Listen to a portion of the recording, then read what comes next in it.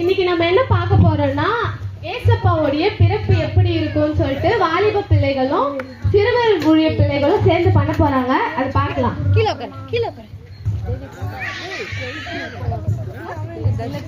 மரியாளிடம் தேவதூதன் வருதல்.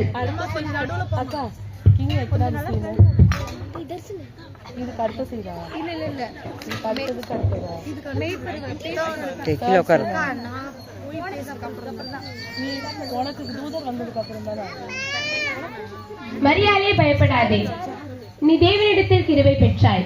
இதோ நீ கர்ப்பவதியாகி ஒரு குமாரனை பெறுவாள்.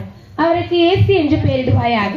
அவர் பெரியவரும் உன்னதமானவருடைய குமாரன் எனப்படுவார். இது எப்படி சாத்தியம்? புருஷனை அறியனே.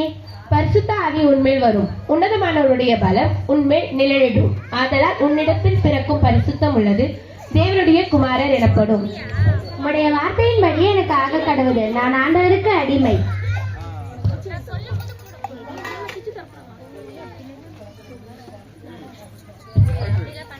யோசேப்பு ஒரு நீதிமான். அவர்கள் ஒன்றாக வாழ்வதற்கு முன்பு மேரி கர்ப்பமாக இருப்பதை கண்டுபிடித்த போது அவளை பகிரங்கமாக அவமானப்படுத்த விரும்பாமல் அமைதியாக விவகாரத்து செய்ய விரும்பினார்.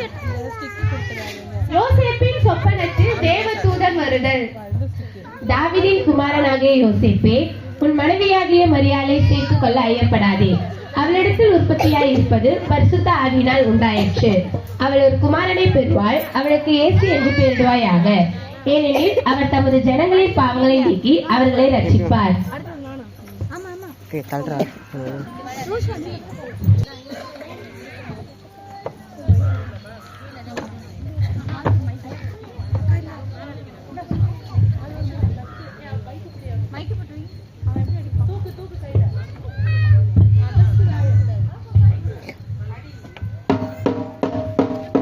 கேளுங்கள் மக்களே, கேளுங்கள். அகஸ்தர் ராஜாவின் கட்டளை. என்ன அறிவிப்பா இருக்கும்? இப்பெல்லாம் ஒரு அறிவிப்புன்னா நல்ல அறிவிப்பே இல்ல. ஏதாச்சும் வரிகிட்டு சொல்லுறாங்களோ. சரி, என்னன்னு பார்க்கலாம். அனைவரும் தம் முன்னோர்களின் ஊருக்கு சென்று பெயர்களை பகிர்விடுவார்கள்,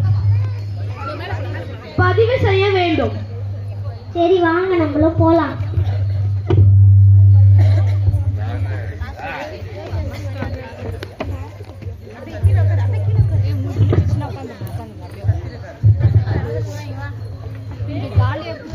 மரியாளே, மரியாளே, குடியிருப்பு பதிவு செய்ய பெத்லகேமுக்கு போன உடனே கிளம்பு.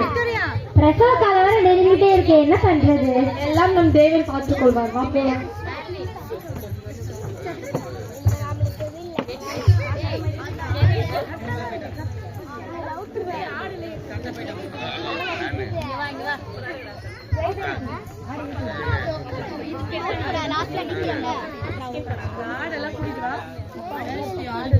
ஐயா, ஐயா, 25 இடம் கிடைக்குமா? இடம்னா இல்லம்மா. அதோ அங்க போலாமா? ஐயா, ஐயா, இங்க 25 இடம் கிடைக்கும். அதோ அங்க ஒரு சத்திரம் தெரியுது, அங்க போலாமா? ஐயா, ஐயா, இங்க 25 இடம் கிடைக்கும். இடம்லாம் இல்லம்மா, போங்க போங்க. மனைவிக்கு வேற பிரசவ காலம் நெருங்கிடுச்சு. அப்படியா? இல்லைன்னா எங்க வீட்டு பின்னாடி இருக்க மாட்டு தொழிற்சாலை தங்கிக்கோங்க. ஐயா,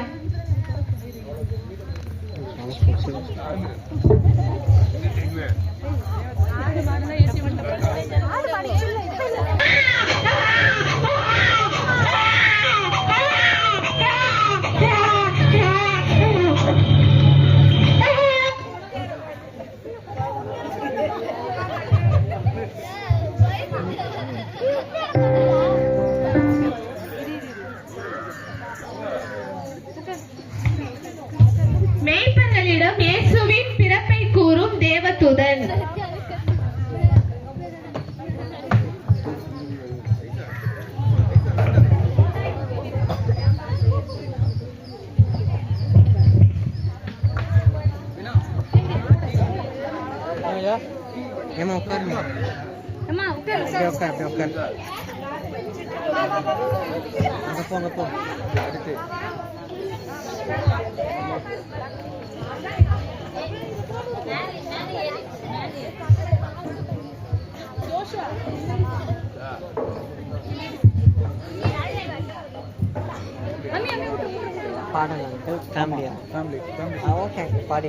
சத்தத்தை எடுத்து வைப்பா. அங்க பாடுறா, ஏதோ தெரியுது பாடுறா. ஆமாண்டா. எங்கடா? ஆமாண்டா, என்னங்கிறாரு? எல்லா ஜனத்துக்கும் மிகுந்த சந்தோஷத்தை உண்டாக்கும் நற்செய்தியை உங்களுக்கு அறிவிக்கிறேன். இதோ கர்த்தராகிய இயேசு கிறிஸ்து என்னும் ரட்சகர் தாவீதின் ஊரிலே பிறந்திருக்கிறார்.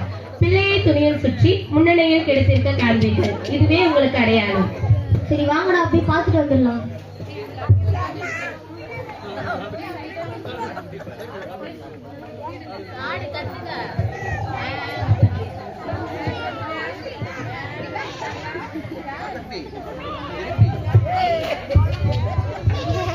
ஏரோது ராஜாவின் அரண்மனை.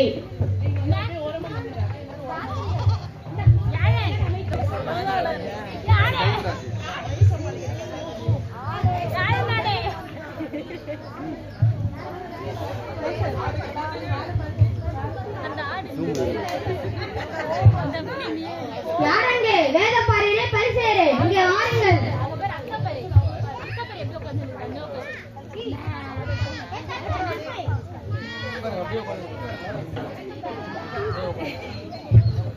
ராஜா ராஜா உங்ககிட்ட ஒரு முக்கியமான செய்தி சொல்லணும் ராஜா. என்ன விஷயம்? தாவீதின் ஊரிலே யூதரின் ராஜா பிறந்திருக்கிறாராம். என்னது? யூதருக்கு ராஜா பிறந்திருக்கிறாரா? எனக்கு போட்டியா? உடனே அந்த குழந்தையை சந்தித்து திட்டமாய் விசாரியுங்கள். சென்று வாருங்கள். அப்படியே ஆகட்டும். 3 சாஸ்திரிகளும் கிழக்கு திசையில் உள்ள நட்சத்திரத்தை பின்தொடர்ந்து இயேசு கிறிஸ்துவை காண வந்தனர்.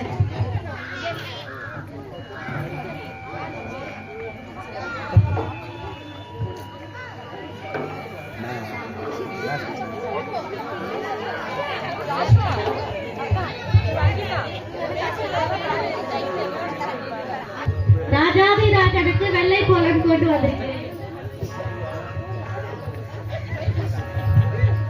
ராஜாதி ராஜனுக்கு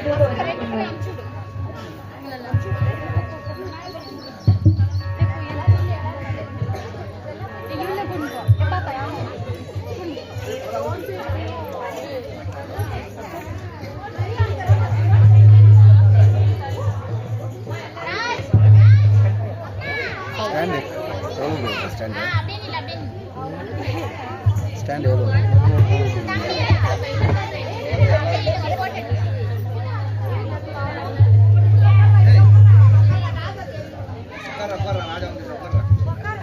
ஏசப்பாவுடைய இந்த நாடகமே போட்டோம். ஏசப்பாவுடைய அதனாலதான் இப்போ வந்து இந்த ஸ்கிரிப்ட் எதனால போட்டுன்ட்டு நான் சொல்றேன். எல்லாரும் நல்லா நோட் பண்ணிக்கலாம். இன்னைக்கு நம்ம பார்த்த நாடகம் வந்து எல்லாமே இயேசு சொன்ன அன்பு, மன்னிப்பு, சேவை என்ற செய்தியை வந்து நமக்கு நல்லா அழகா காட்டுது. இதுல இருந்து நம்ம என்ன கத்துக்கணும்னா, எல்லாரும் அன்பா இருக்கணும். யாருக்கிட்டயும் வெறுப்பு காட்டக்கூடாது, யாருக்கிட்டயும் முகசலிப்பு இருக்கக்கூடாது, எல்லார்கிட்டயும்